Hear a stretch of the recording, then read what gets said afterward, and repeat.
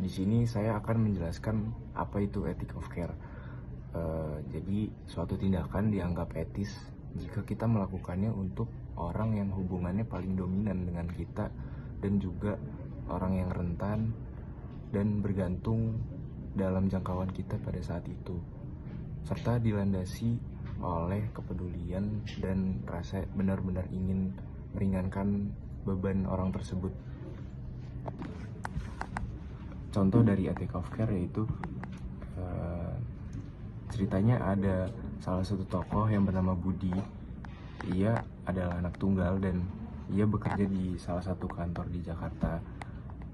Kemudian Budi mendapatkan info bahwa ibunya yang di Surabaya mengalami kecelakaan.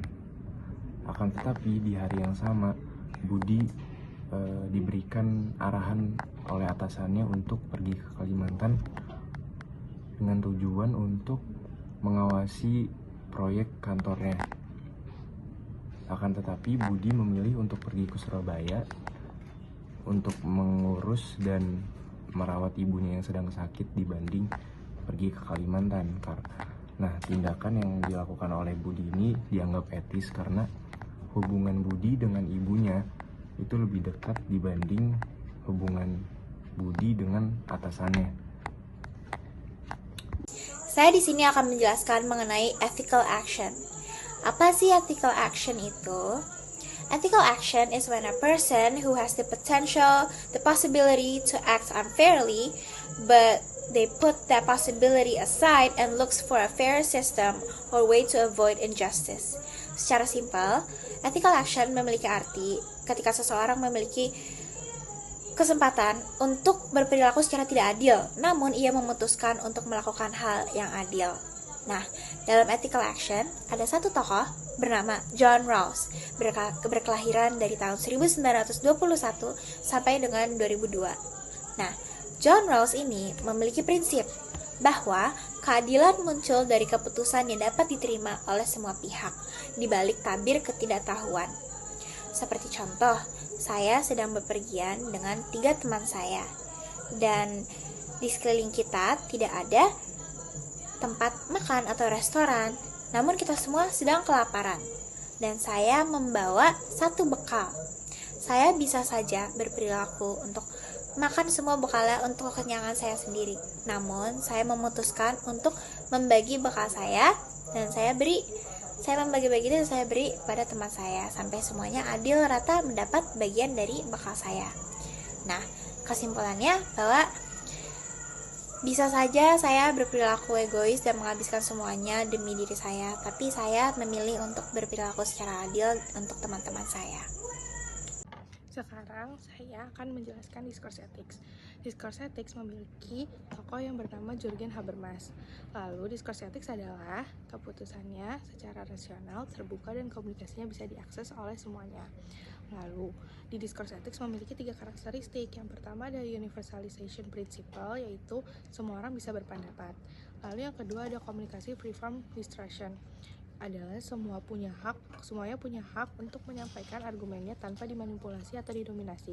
Lalu yang ketiga ada komunikasi rationality, yaitu argumen yang beretika berdasarkan argumen terbaik, bukan karena kekuasaannya saja. Lalu contoh discourse ethics kehidupan, saya misalnya bergabung dalam organisasi yang sedang ada masalah di bagian denusan yang mengharuskan kita semua untuk rapat membahas masalah tersebut karena adanya hasil denusan yang ternyata dikorupsi oleh satu pihak, yang diharuskan kita semua untuk membuat keputusan untuk pihak tersebut harus diberi sanksi apa. Setelah itu, kita bisa mendapatkan hasil yang menurut kita semua bisa diterima oleh seluruh anggota dalam organisasi tersebut. Sebelum masuk ke etika bisnis atau kritik kapitalisme, kita juga harus tahu gimana caranya atau sistemnya dari ekonomi itu sendiri. Nah, jadi ekonomi itu gak cuma soal uang keluar uang masuk, tapi lebih ke gabungan dari pelaku ekonomi, terus aturan main, dan juga organisasi yang ikut membantu kebutuhan manusia. Nah, circular economy ini ngebahas tentang sistem sebuah barang yang gak cuma dipakai terus dibuang, tapi lebih ke barang yang dibikin, dipakai, terus di recycle, terus dipakai lagi. Jadi nilai barang itu tetap maksimal, tapi sampah atau limbah yang dihasilkan dari barang itu tuh tetap minimal. Nah, selanjutnya Adam Smith percaya kalau misalnya self-interest itu bisa bikin pasar berjalan lebih efektif lewat invisible hand. Tapi dia juga ngingetin kalau misalnya pasar itu nggak sempurna kalau misalnya nggak ada campur tangan aturan.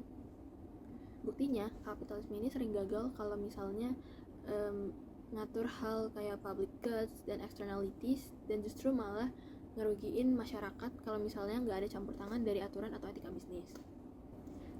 Selanjutnya, etika bisnis bisa dijelasin juga dari 3 teori besar etika bisnis, yaitu utilitarian, Kantianism, sama virtue ethics. Kalau utilitarianism itu mereka nganggap kapitalismenya ini gagal kalau misalnya mereka cuma ngehasilin untung buat beberapa orang aja, terus sisanya cuma dapat imbas krisisnya.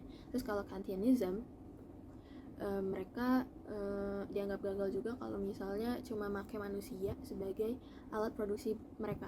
Terus kalau virtue ethics, mereka lebih nganggap ke si kapitalismenya ini atau etika bisnisnya ini problematik, karena kalau mereka udah nyiapin kerja-kerjanya ini terus ternyata cuma bisa bikin burn out orang, terus orang itu nggak bisa ngerasa kesempatan buat berkembang.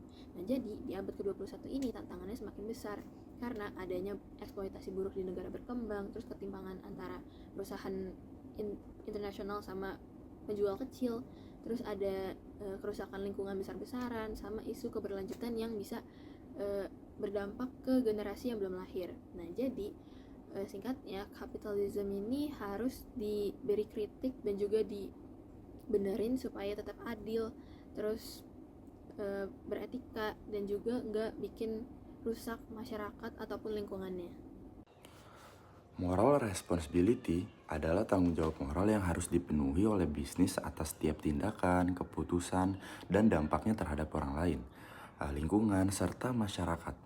Sebuah bisnis dianggap bertanggung jawab jika secara moral memenuhi beberapa unsur, yaitu adanya causality, hubungan sebab akibat, pengetahuan tentang resiko yang mungkin terjadi, tindakan yang dilakukan bebas tanpa paksaan, posisi atau peran yang membawa tanggung jawab seperti CEO, serta kemampuan dan kekuatan yang dimiliki.